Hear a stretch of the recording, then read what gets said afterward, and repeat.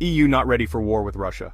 Kiev's European sponsors could only sustain a short-term direct conflict with Moscow, Valery Zaluzhny has said.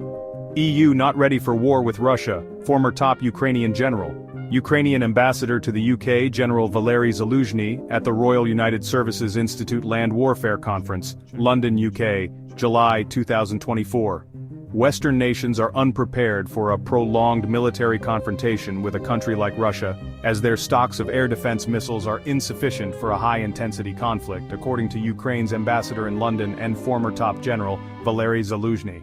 The former commander-in-chief of the Ukrainian armed forces made the statement in an interview with Ukrainskaya Pravda, published on Saturday.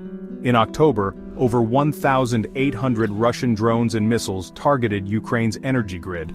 And in November the number exceeded 3,000 according to Zaluzhny. Do European countries, or even Britain today, possess 5,000 missiles for Patriot systems to intercept guided bombs? I somehow doubt it, Zaluzhny said.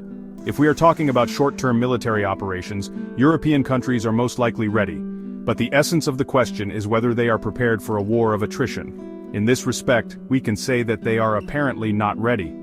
Zaluzhny said that air defenses would need to contend with a large number of targets in a protracted conflict, and interceptor missile stocks are always limited, and producing new ones is expensive and complex. Each PAC-3 interceptor missile used in the US-made Patriot air defense systems costs around $4 million, according to US military sources.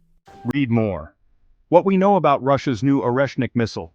Russia has recently intensified its strikes on Ukrainian military-industrial facilities and critical energy infrastructure in retaliation for Kiev's cross-border raids and attacks on Russian civilian infrastructure and oil facilities. Putin announces mass production of Oreshnik missiles.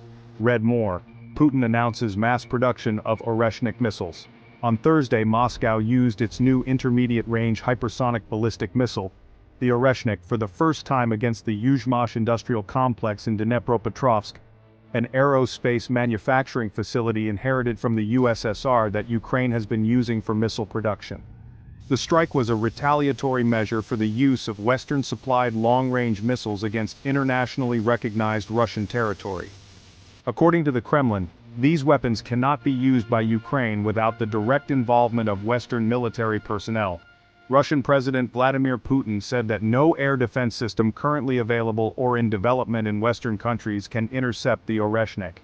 He warned that Moscow reserves the right to attack military targets of foreign nations that allow the use of their weapons against Russia.